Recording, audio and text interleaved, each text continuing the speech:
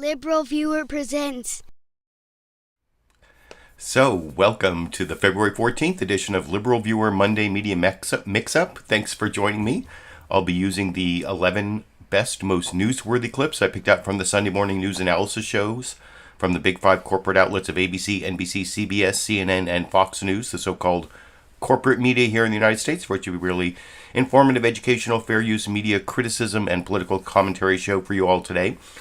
My main topic, as you can see from the title of the video, is the Russian threat to Ukraine real or overhyped? And I've been talking about this as like a secondary topic for a few weeks, and I even talked about how I didn't make it my main topic because I kind of thought that the threat was overhyped, and apparently this is the week, like Wednesday. Some people say Wednesday the 16th. Some people say next Monday or next Sunday the 20th is the day that supposedly if they're overhyping it, that's the date they're overhyping. But I mean, as I've talked about for several weeks, I think that the reason that I can't understand how it turns out well for Vladimir Putin, it makes NATO stronger, it makes Russia weaker to the whole plan to invade Ukraine. That's why, and I think of Vladimir Putin as mainly a rational actor. But anyway, I'll talk about that more when I get to the news summaries and the newsmaker clips. First, I want to start with my political comedy, and this is something that happened earlier in the week, and a lot of people made fun of Representative Marjorie Taylor Greene, who I don't talk about a lot, but she was complaining about something Nancy Pelosi was doing, and I think she wanted to call Nancy Pelosi and the Capitol Police the Gestapo, but that's not how it came out. But actually, by getting a little bit more context and going to Dan Ball's podcast on Rumble, he's the OAN anchor who was interviewing her. It actually raised a couple more questions that I didn't really see covered, and I will talk about that with you a little more after we watch that clip together over here. I don't know if you saw Troy Nehls, a colleague of mine, Republican colleague of mine, reveal today on his Twitter about how one of his staff caught Capitol Police in his office taking pictures of his whiteboard in his office. That came out today. So we have the Capitol Police. Now, I don't think it's the rank and file. I think it is those in charge in the administration. And Nancy Pelosi is using them like political pawns, sending them into our offices. None of us know, have they been in our offices at night? We don't know, but probably. What have they taken pictures of and why? They're not allowed in here. They're not allowed to do that. But they're going after all of us, but they're also going after the American people. Did you know that if a constituent of mine wants to come visit me in my office, or constituents want to visit their representative, the Capitol Police will investigate them, which is absolutely absurd. They're investigating our staff, looking at their social media. They're even checking into people that go to our events outside of Washington. Mm-hmm. So everything is completely out of control. Not only do we have the DC jail, which is the DC gulag, but now we have Nancy Pelosi's Gazpacho Police spying on members of Congress, spying on the legislative work that we do, spying on our staff, and spying on American citizens that want to come talk to their representatives. This government has turned into something it was never meant to be, and it's time to make it end. So, two things that, you probably saw a much shorter version of that clip. And like I said, down under sources in the video description, I put the entire podcast interview on Rumble that you can go check out yourself. One thing, I didn't actually understand that she was complaining about Capitol Police going into certain Republicans' offices and photographing their legislative materials, and I don't even know if that is illegal. It's an odd question, because normally if you work in an office and your boss gives permission to the police to go into your office, at a business, it's not your office, it's your boss's office. But and so you don't have your Fourth Amendment rights violated when the owner of the business lets the police in. But I mean, Congress isn't really a business. It's not, and members of Congress aren't really like employees of the business. They have their own independent rights. So I don't know. That might be a problem if what Marjorie Taylor Greene was talking about, referring to that member of Congress. But what I also found was really funny was Marjorie Taylor Greene starts off saying, I don't know if you've heard about this, but there's this member of Congress who's been tweeting out about the Capitol Police going into his office, and like within 5 seconds, the interviewer has screenshots of those tweets up on the screen. And if you watch the whole thing later, he says, you read my mind about those talking points. It's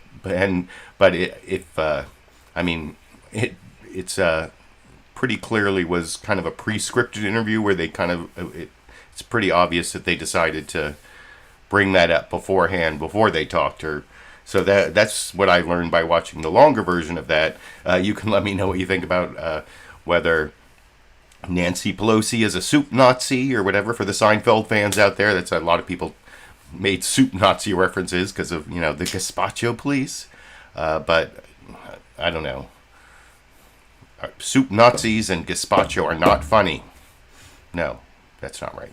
But anyway, that's my political comedy. I thought it was kind of funny, but I'm going to get now to the news summaries. And you know how they always say at the end of Meet the Press, if it's Sunday, it's Meet the Press. And I talk about how that is, their slogan is actually factually false. And it doesn't make sense for NBC to have a factually false slogan. And just proved it yesterday, because there was no Meet the Press, preempted by, they said, the Olympics, but also NBC had the Super Bowl, so no Meet the Press yesterday. So it was Sunday, there was no Meet the Press, so the best, longest news summary is usually from Meet the Press, but not this week. The longest news summary is actually from Fox News Sunday, and actually all the news summaries are on the threat to Ukraine from Russia.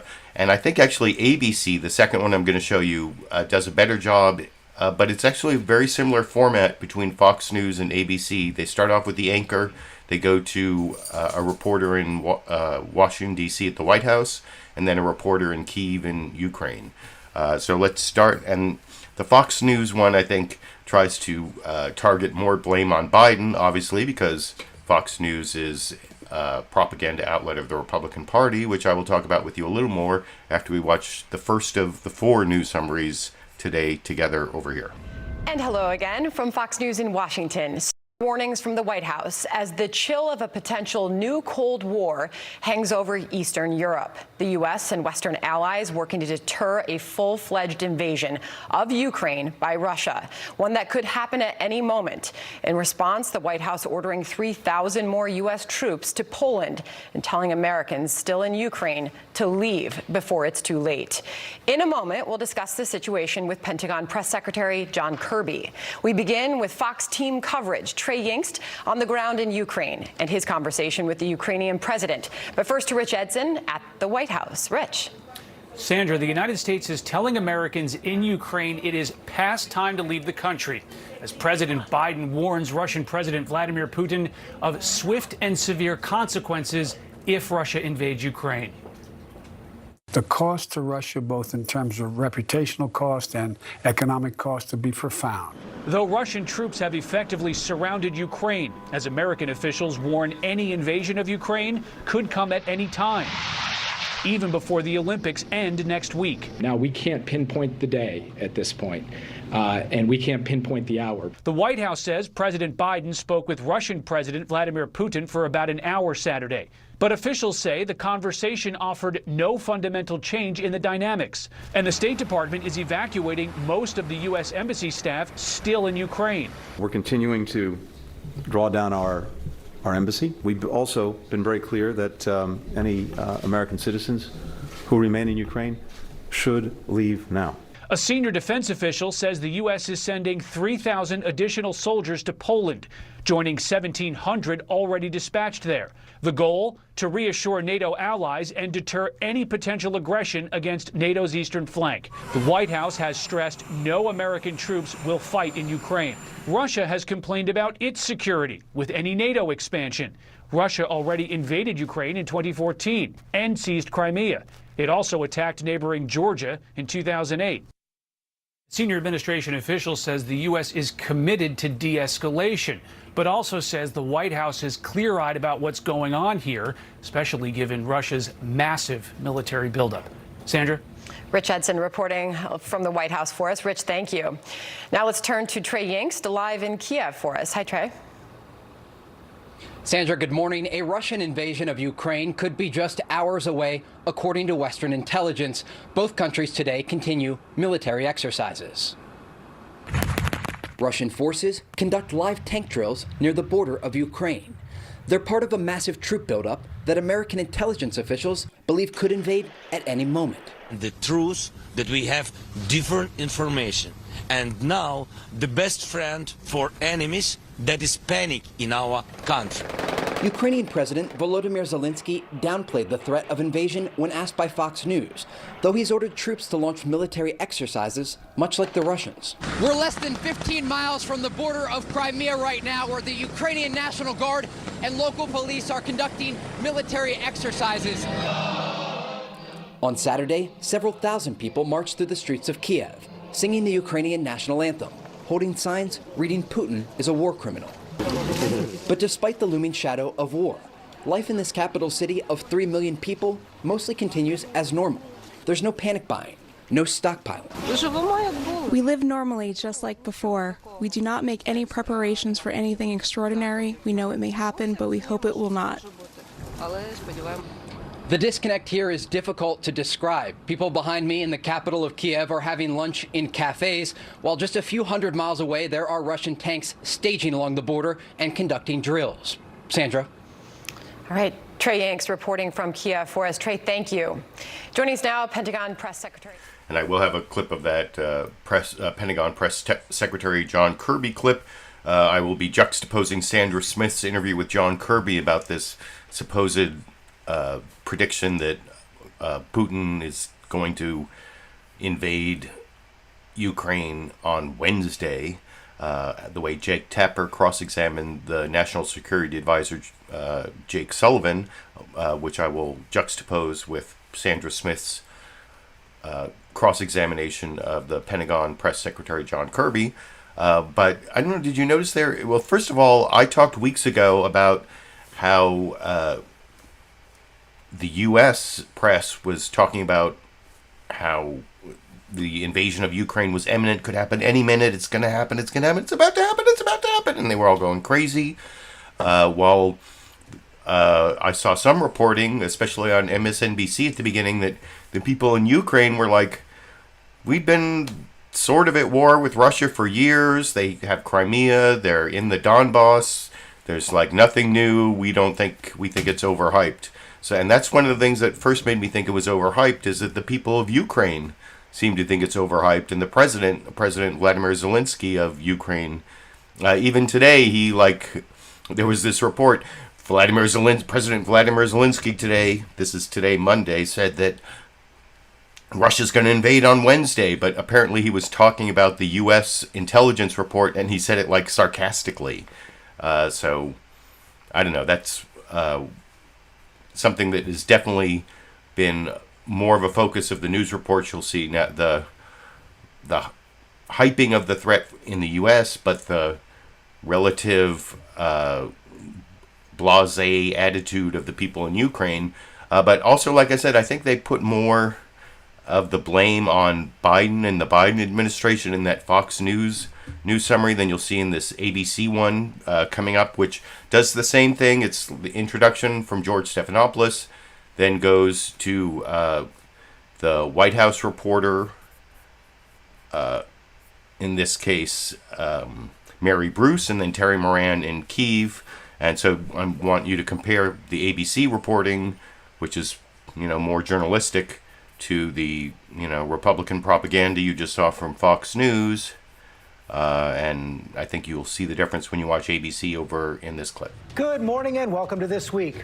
The big question as we come on the air, will Russia invade Ukraine this week? That's the warning right now from the White House. The U.S. and other Western nations are closing down their embassies in Kiev, ordering personnel to leave the country as more troops are sent to the region. But diplomacy continues as well. President Biden held a 1-hour phone call with Vladimir Putin yesterday, warning an invasion would trigger swift and severe costs. French President Macron also spoke with Putin. More talks are scheduled for this week. The crisis is fluid, confusing, and tense. Our coverage begins this morning with Terry Moran in Kiev, Mary Bruce at the White House. Good morning, Mary. George, good morning. Well, the bottom line is that this phone call between Vladimir Putin and President Biden did not produce much progress. After speaking for a little over an hour, we are told there was no fundamental change. Biden again stressed to Putin that invading Ukraine would lead to swift and severe costs to Russia, and he cautioned that there would be widespread human suffering. Biden, we're told, also was direct with Putin about his concerns for the safety and security of Americans in Ukraine as well. Now, the Kremlin this morning says the U.S. is trying to create a sense of hysteria, but the White House says that Russia's actions speak louder than its words, and right now we are seeing that continued buildup along the border and a lack of de-escalation, George. And Mary, this is based on intelligence the White House has seen about a possible invasion this week? It is. And George, look, we are told that the two teams agreed to continue to engage, but that does not mean that there won't be military action by the Russians. So right now, the U.S. is continuing down these two paths of diplomacy and deterrence, and they simply say that they do not know if Putin has made up his mind whether to invade or not, but that he certainly could in the next few days, George. Mary Bruce, thanks. Let's go to Terry Moran in Kiev. And Terry, there seems to be some cognitive dissonance between what we're hearing from the White House, what you're seeing on the ground there in Kiev. It's surreal, George. In one sense, Ukraine is clearly a country on the knife's edge. Ukrainian forces are on high alert. Reservists are mobilized. The mayor of Kiev has announced an evacuation plan for the city's 3 million citizens. But life still feels normal here. People are still out and about. Last night, Saturday night, Sunday traffic is light. Lines at the airport a little bit longer, but there's no rush for the borders. And part of the reason for that is that the Ukrainian government has taken a very different view and a very different tone. President Zelensky of Ukraine saying that all the warnings of a Russian invasion are just sowing the seeds of fear. He says the U.S. is creating a panic, which he called, quote, the best friend of our enemies. Meanwhile, the Russian military buildup continues. More boots on the ground around the country's borders, more ships at sea off the coast. And now major airlines are considering the possibility of suspending flights into Ukraine. The Dutch carrier KLM already deciding to stop flights here. And a Portuguese flight today to Ukraine was redirected in mid-flight to Moldova because the company's insurer had decided that it would not fly into Ukraine anymore. But as I said, the people here just don't really believe it. It may be wishful thinking. Last night I was talking to a young man at a pub just down the street here, and he said, no invasion. There will be no invasion. This is all just an information war. George? Terry Moran, thanks very much. We're joined now by the Speaker of the House, Nancy Pelosi. Madam Speaker, thank you for coming. Oh, and I don't have the Nancy Pelosi interview, or I don't have any clips from the Nancy Pelosi interview clip. I don't have any clips from the Nancy Pelosi interview on ABC, but if you want to watch the whole thing, you can go down to the sources I've listed in the video description. Watch the whole ABC This Week with George Stephanopoulos program, including that interview with Nancy Pelosi, where she says this weird thing where, like, well, you know, if Putin doesn't invade, it doesn't mean he wasn't going to. It means the sanctions and the deterrence were successful. And I don't know if that's true or not. I mean, I'm a little confused as to why Vladimir Putin, maybe he thought he was going to get a softer response from NATO, and he, you know, that there was going to be much more, you know, there's some slight conflict between the U.S. and Germany on the Nord Stream 2 pipeline. I mean, and exactly what would trigger shutting that down, even though it hasn't even started up yet. And but anyway, I thought that ABC report also focused a lot more on the difference between what the Ukrainian people are hearing and thinking and what we're hearing here in the United States about this imminent threat of a Russian invasion of Ukraine. I think actually maybe the best one was this CBS Face the Nation news summary on the same topic, Margaret Brennan, and then just one reporter that I will talk about after we watch that clip together over here. Good morning and welcome to Face the Nation on this Super Bowl Sunday. For many pandemic-weary Americans, game day is a much-needed break, if only for a day. But we are now at the 11th hour of a crisis that is 5,000 miles away in Ukraine. Diplomatic efforts to defuse a potential military conflict that poses the biggest threat to Europe since World War II involved not just the U.S., but our NATO allies. President Biden spoke with Vladimir Putin for an hour yesterday, telling the Russian president that an attack on Ukraine would have a catastrophic impact and cause widespread human suffering. Mr. Biden also told him a diplomatic solution was still possible. President Biden plans to speak to Ukraine's President Volodymyr Zelensky later today. Our Imtiaz Tyab reports from Kyiv. Ukraine's armed forces may be small compared with Russia's, but they are mighty. President Vladimir Zelensky oversaw the exercises held not far from Russian-occupied Crimea, a territory seized by Vladimir Putin 8 years ago.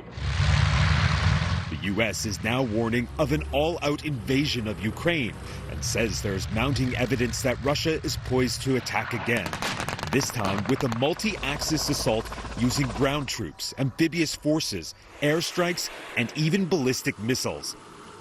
But Zelensky says those dire warnings are doing more harm than good. The best friend for enemies, that is panic in our country. And all this information that helps only for panic doesn't help us. As thousands took to the streets of Kyiv, calling for peace, the U.S. quickly pulled military and other personnel out of the country, along with the UK, Canada, Australia, and nearly a dozen other nations following suit. Russia's military buildup in the region is only growing, with enormous live-fire military drills in neighboring Belarus and Moldova. The war games are mere miles away from the thousands of NATO and allied troops in the region, in what is the largest military buildup on the continent since the Cold War. Haunted by the chaotic scramble to evacuate from Afghanistan, President Biden has vowed he will not send in troops to Ukraine to rescue trapped Americans, with the State Department urging all Americans to leave immediately.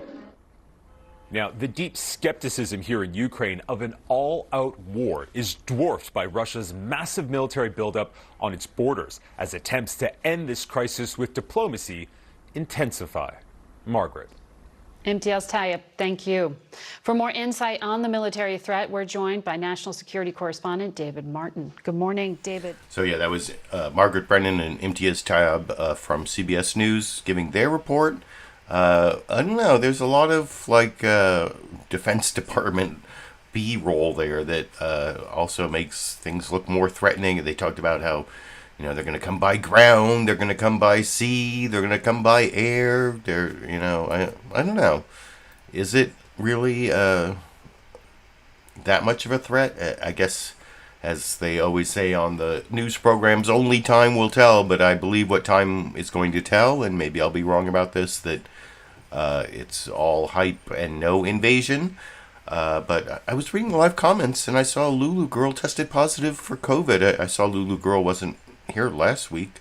I'm sorry to hear that. I hope everything turns out okay. I definitely want to see all my regular viewers stay healthy, because I have so few of them at this point anyway. So I hope you get well soon. And anyway, I want to get to the last of the news summaries, since there are only 4. This is CNN State of the Union, Jake Tapper. You can compare it to the other 3. Let me know what you think after we watch it together over here. Hello, I'm Jake Tapper in Washington, where the State of our Union is bracing for potential war in Europe. The White House warning in stark terms this weekend that Russia is poised to invade Ukraine any day now. A senior administration official saying yesterday that military action that will cause, quote, profound damage to Ukraine and to European security is a, quote, distinct possibility as Russian forces with heavy-duty military equipment close in on Ukraine's borders. President Biden, in an hour-long phone call Saturday, warned Russia's Vladimir Putin of, quote, swift and severe costs if he chooses to invade. But the call did little to convince the White House that Russia will not attack. Those fears have led the U.S. and a growing list of other nations to urge their citizens to leave Ukraine immediately, as the U.S. also evacuates most diplomatic staff stationed at its embassy in Kyiv. Part of the Biden administration's warning is an extraordinary public declaration that they believe Russia may use a false flag operation to try to justify bombings and missile attacks on Ukraine. That is, the Russians would stage a fake attack on themselves to justify an invasion. That could ultimately kill tens of thousands and destabilize key American European allies. And what Biden has said would be the largest invasion since World War II on that continent. As a reassurance to NATO allies on Friday, President Biden ordered the deployment of 3,000 additional American service members to Poland, which borders Ukraine to the west. Joining us now to discuss, National Security Advisor Jake Sullivan. And that Jake Tapper news summary was fine. I don't think it was as good as the CBS one, but it was certainly better than the Fox News one. So, but that's a pretty low bar. I've shown you the 4 news summaries from longest to shortest. You can let me know which of the 4 you think was the most accurate representation of what's going on with the Russian threat to Ukraine. But that was, as you see, the main topic on all 4 of the news programs. CBS at least did another long news summary from Mark Strassman later in the program on COVID, which is still happening, even though, like, most Americans think COVID is over. We're still got, almost a couple thousand people dying every day. High transmission in many states. I don't know. I didn't even hardly talk about COVID last week, and now I see. I saw in the live viewer section that I was pleased to see Lula Girl say that her symptoms are very mild, and that's what happens if you are vaxxed and boosted. Very few of the hospitalizations and deaths come from the people who are following the science and getting vaccinated and boosted. So, and I talked about how I got my vaccinations, I got my booster in November. My only worry is that my booster might be wearing off, but hopefully we're moving from pandemic to endemic, and I talked about that several weeks ago and didn't get covered a lot except on CBS. And if you go down under the sources category in my video description, you'll see the CBS News Face the Nation link, where it goes to the CBS News Face the Nation YouTube channel, where everything's split up into segments that you can watch.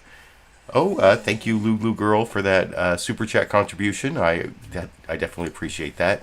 But you can see Mark Strassman's report and also Scott Gottlieb talking about the ongoing COVID epidemic in the United States that is not over, as Lulu Girl's COVID positive status would indicate just in the live comments, but also going on in the real world.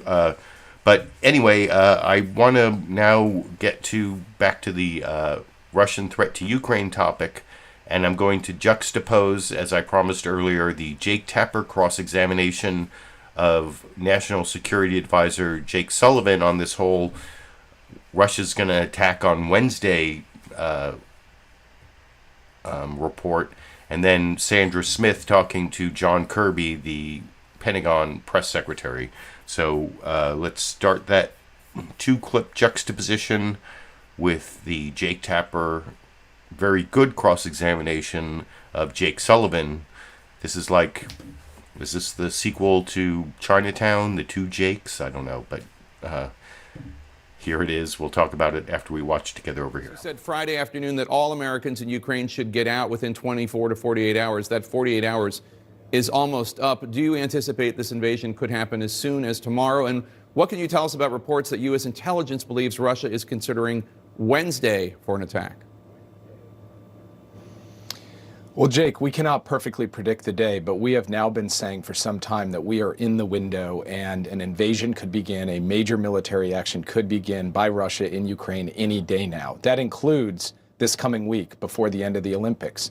Of course, it could take place after the end of the Olympics, or it is still possible, we believe, that Russia could choose the diplomatic path. But the way they have built up their forces, the way they have maneuvered things in place, makes it a distinct possibility that there will be major military action very soon. And we are prepared to continue to work on diplomacy, but we are also prepared to respond in a united and decisive way with our allies and partners should Russia proceed. You've been warning about a Russian invasion of Ukraine since early November. That's 3 months ago. It does seem as though something has changed in the last few days. You and your colleagues seem more alarmed than ever. What specifically have you learned in the last few days to prompt such urgent warnings? And do you now believe a Russian invasion of Ukraine is more likely than not? Well, when we began, excuse me, when we began warning about a possible Russian invasion of Ukraine in November, we were pinpointing sometime after the turn of the year, sometime in the January or February timeframe.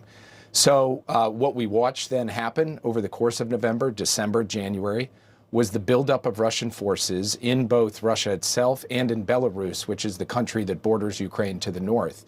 And what we've seen just in the last 10 days or so is an acceleration of that buildup and the movement of Russian forces of all varieties closer to the border with Ukraine in a position where they could launch a military action very, very rapidly. That is also consistent with the information we're picking up from a variety of sources. I'm not going to handicap what will happen. I cannot sit here today and predict. What I can do is make sure we are prepared, and we are prepared. We are prepared to respond immediately and decisively, flanked by our allies and partners if Russia moves forward. We will defend NATO territory, we will impose costs on Russia, and we will ensure that we emerge from this as the West stronger, more determined, more purposeful than we have been in 30 years, and that Russia ultimately suffers a significant strategic cost for military action. You've been warning about the Russians using a false flag operation to justify invading Ukraine. That's a strong claim to make without presenting a shred of evidence. Is there anything more you can tell the public, a public that might be justifiably rather skeptical of claims about intelligence? Well, let me make 3 points on this. First, we're not putting forward this intelligence to start a war, which has happened in the past, Jake. We are putting forward this intelligence to stop a war. And I think that fundamentally gives it, at the outset, a different level of credibility. Secondly, this is consistent with the Russian playbook. We have seen them do this before many times. You ask any Russia expert, they will point to examples of where Russia has used false flag operations as pretext to start military action. And then third, if you look at the Russian media, they are laying the groundwork for a potential pretext by raising the possibility of attacks by Ukrainian forces on either Russians themselves or Russia's proxy forces in the Donbass. And then finally, what we have said is stood at the podium and shared with our allies that we have information that we have gathered through intelligence that indicates that there is active planning for this. And it's not just the United States saying it. We have our NATO allies stepping out and saying it as well, because they've been able to review that intelligence, assess its credibility, and reach the same conclusion we have reached. So I do think the world should be prepared for Russia staging a pretext and then launching a potential military action. Ukrainian President Zelensky said at a press conference this week that, quote, "The best friend for enemies is panic in our country, and all this information helps only to create panic, doesn't help us." Zelensky also questioned public reports about a Wednesday invasion. Is the U.S. sparking panic in Ukraine, or is the reason you're releasing all this information and making all these claims to try to knock Putin off course? Only one country has amassed more than 100,000 troops on the border of Ukraine. It's not the United States, it's Russia. That is the source of the alarm. And what we are trying to do publicly is be transparent to American citizens that they should leave Ukraine immediately, because there will not be a military evacuation in the event of an invasion. And we are trying to tell the Ukrainians to prepare and be ready for this as well as coordinate with our NATO allies and partners so that we are able to defend NATO territory and deter any further Russian aggression should they move on Ukraine. But fundamentally, our view is that we're not going to give Russia the opportunity to conduct a surprise here, to spring something on Ukraine or the world. We are going to make sure that we are laying out for the world what we see as transparently and plainly as we possibly can, and share that information as widely as we can. That's what we've done. That's what we'll continue to do. So I actually thought that Jake Tapper did a pretty good job of cross-examining Jake Sullivan, the National Security Advisor, on the whole Wednesday invasion, or whether it's overhyped, and talking about how the president of Ukraine, Vladimir Zelensky, is claiming that the United States might be promoting panic. And I think Jake Tapper went through like all the different permutations of that issue. Not so much Sandra Smith, who was in as the current guest host of Fox News Sunday. I guess they're going through rotating hosts since Chris Wallace left, and hopefully it's not going to be Sandra Smith. I criticized her a little regarding the news summary, but that wasn't really her mostly. But here, check out this cross-examination of John Kirby, and it's just not up to the same quality as Jake Tapper's, as I will talk about with you a little more after we watch that clip together over here. But specifically on the intelligence, multiple new outlets, including German newspaper Der Spiegel, Admiral, are reporting the U.S. Secret Service, the CIA, and the Pentagon have received intel of an exceptionally detailed invasion plan scheduled for this Wednesday, just a few days away. Can you confirm or deny those reports? No, I'm not in a position to confirm those reports, Sandra. I think you can understand we want to be careful about publicly talking about intelligence and sources and methods and that kind of thing. What I can tell you, and I point back to what Jake said on Friday, he's absolutely right. We believe that a major military action could happen any day now. And again, these assessments are coming from a variety of sources, and not exclusively just inside intelligence, but also what we're seeing in plain sight. These more than 100,000 troops now continue to be arrayed against Ukraine's border. But the Ukrainian president is insisting that they be privy to the intelligence that is leading the United States to believe this situation is escalating as quickly as it is. Sure. So you said you're sharing information. Are you sharing with them the specific intelligence that is leading to this? Because many Ukrainians are saying that we are sowing confusion and chaos here as a country. Yeah, we've been very transparent with the Ukrainian leadership about our perspectives and what we're seeing. I think I'd leave it at that. Okay. One senior national security official who briefed reporters shortly after the president's phone call yesterday with Vladimir Putin, Admiral. So, yeah, you can see Sandra Smith there, like, trying to say the Biden administration is sowing chaos and confusion, which is kind of what Vladimir Zelensky, the president of Ukraine, said, but as usual, Fox News is like taking every news story and trying to find the part of it that is most harmful to the reputation of Joe Biden and the Biden administration and playing that up instead of actually talking about things like what Jake Tapper was talking about, how we can't really trust the government when they're giving us these reports and we don't really see the underlying intelligence. And actually, Sandra Smith asked a little bit about that and whether you've heard. It was kind of interesting.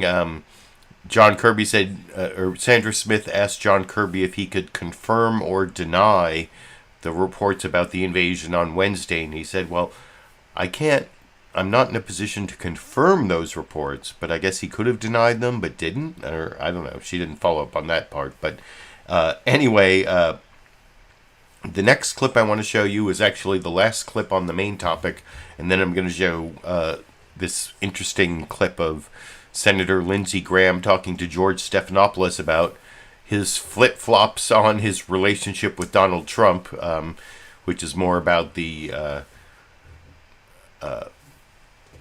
transition, or the transformation, I should say, of the Republican Party from one of the, two political parties in the United States political system to being sort of like a personality cult of Donald Trump, and that'll be what those last clips are about. But before I get to that, I wanted to show Adam Kinzinger asking or answering a question from Margaret Brennan that is about something that kind of mystifies me. Why is it the Republican Party has been, since Trump was elected and the whole Russia collusion evidence came up, why is it that Republicans now are like big fans of Vladimir Putin and are like very pro-Russia?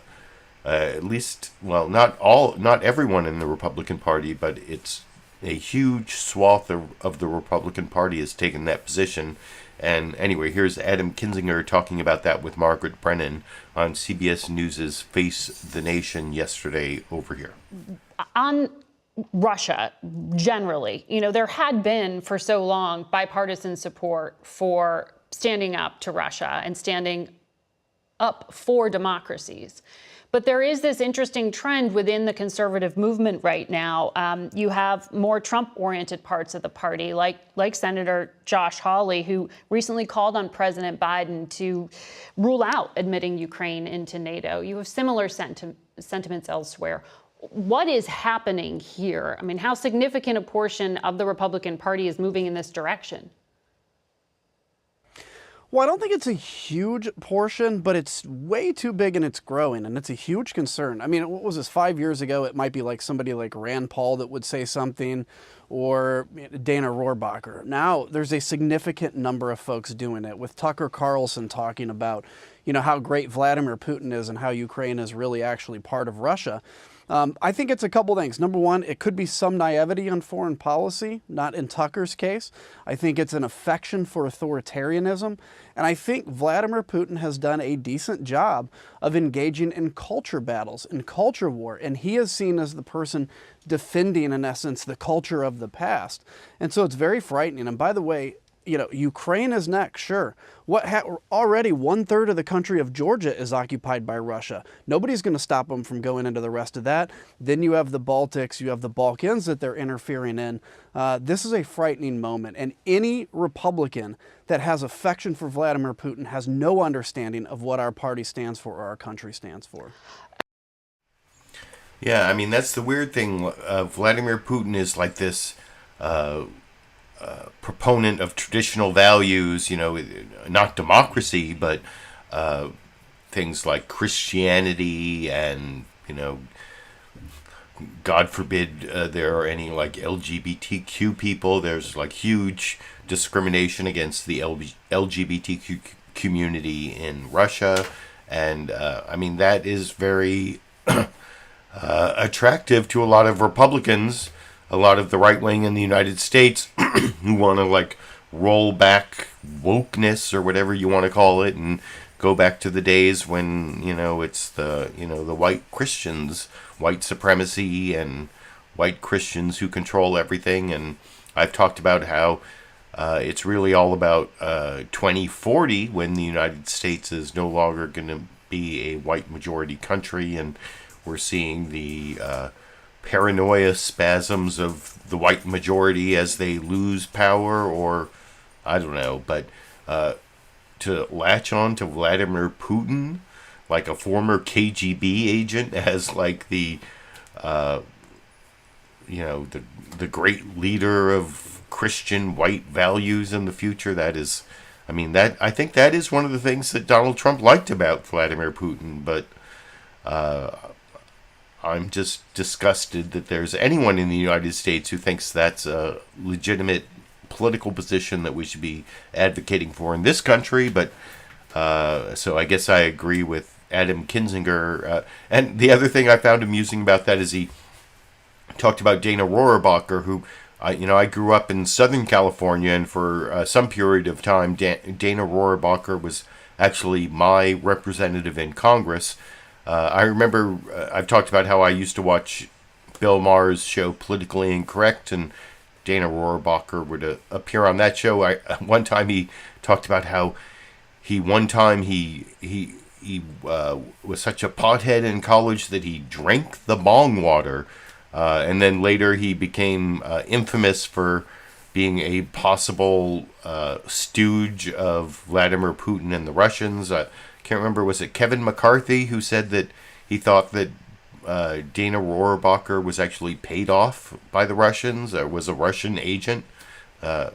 Anyway, so how that happened to the Republican Party, which used to be like the party of like anything Russian and communist, was, you couldn't even like get Russian dressing on your hamburger or you were like a commie. But now they like love Putin in Russia because he's advocating for anti-democratic, pro-white supremacist, Christian, revanchist, counter-revolutionary positions, I guess. But you can let me know what you think down in the comments section about all that. And now, actually, I'm not going to talk about the threat to Ukraine anymore. I'm going to talk about Lindsey Graham and the Republican Party's flip-flop into a cult of personality for Donald Trump, and no one represents that more than Senator Lindsey Graham. And there was like this brief moment right after the January 6th insurrection where it seemed like maybe the Republican Party would reject Donald Trump and his fascist, white supremacist, America First ideology. But it didn't last very long. But as just a brief look back at that, before George Stephanopoulos interviewed Lindsey Graham, he did us all the favor of reminding us what Lindsey Graham said back on January 6th over in this clip. We've had a hell of a journey. I hate it being this way. Oh my God, I hate it. From my point of view, he's been a consequential president. But today, first thing you'll see. All I can say is count me out. Enough is enough. Senator Lindsey Graham on January 6, 2021. He joins us this morning from Jerusalem.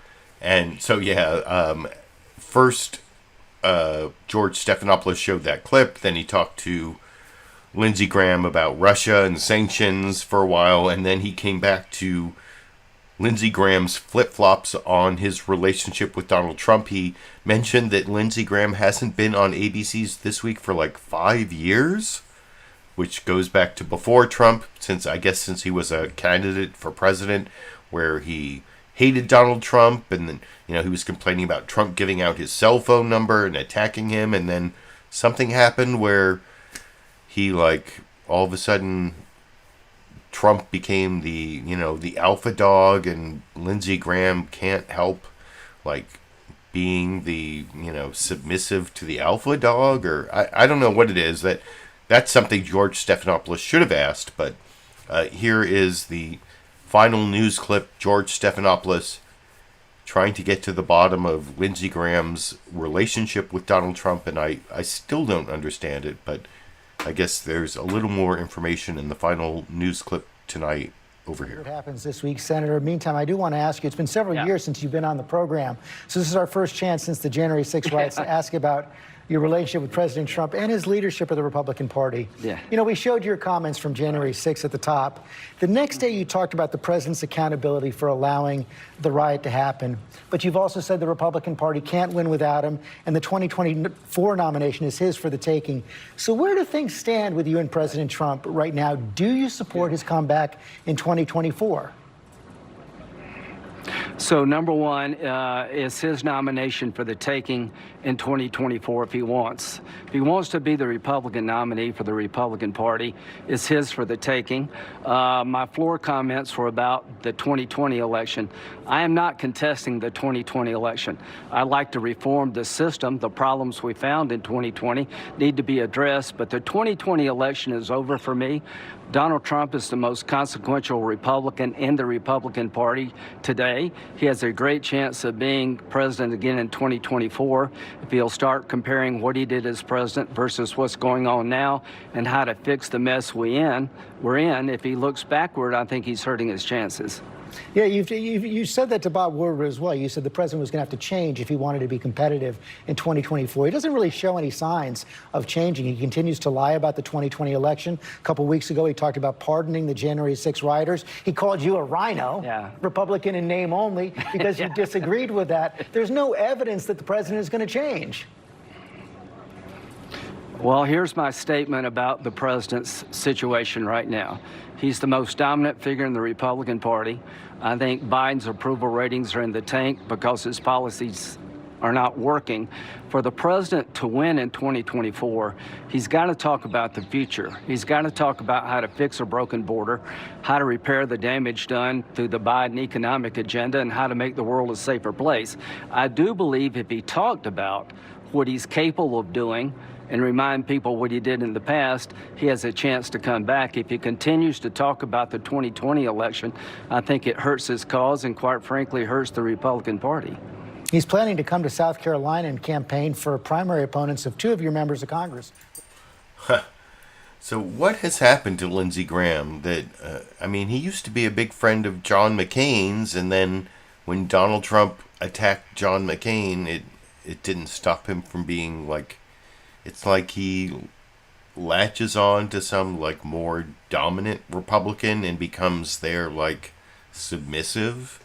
And he did that for John McCain for decades, but then John McCain was dead. John McCain never made it to be president, and Donald Trump was the new alpha. And so I don't understand how he could have said what he said on January 6th, and he tried to like say, "Oh, I was just talking about the violence of that day, not about anything else Donald Trump did." But no, if you listen to what Lindsey Graham said back when he was a candidate in 2016 about Donald Trump, about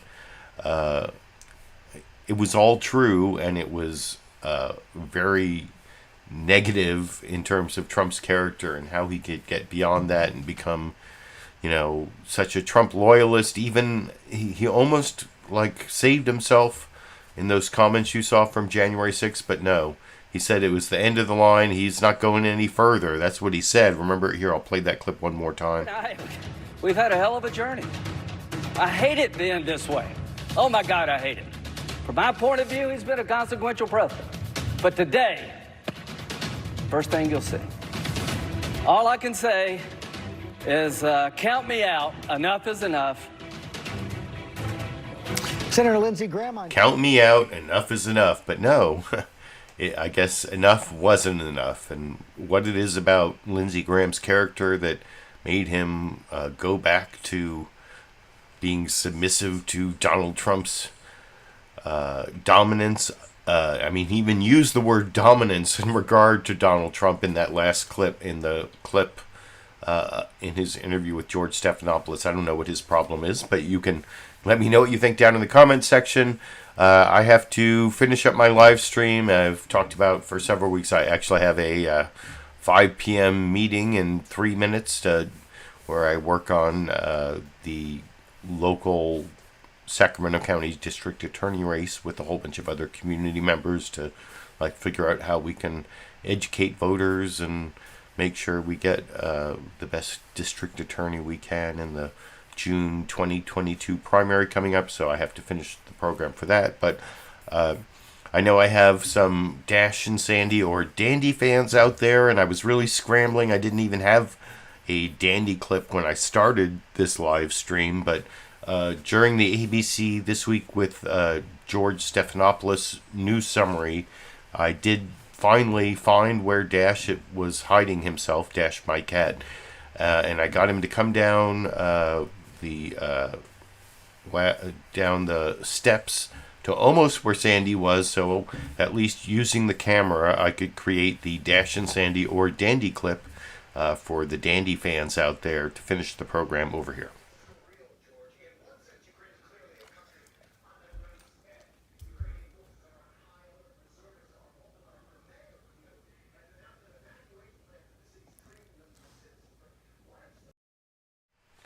So Dash and Sandy both continue on. Sandy's been throwing up multiple times a day in the last several days. I'm kind of worried about Sandy, but she's lying down right there, and she's looking at me while I'm talking about her.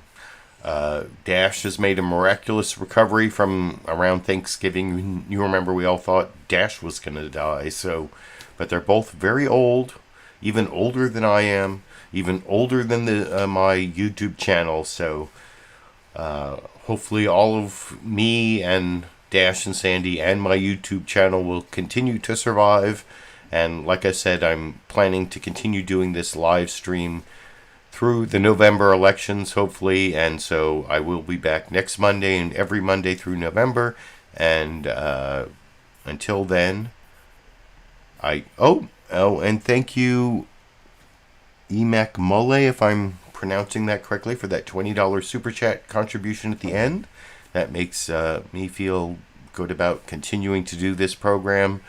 It took me like 8 or 10 hours to prepare this program, and I'll keep doing it, like I said, through the November elections, the midterms this year. And anyway, until next Monday, I guess I will be seeing all of you around the internet.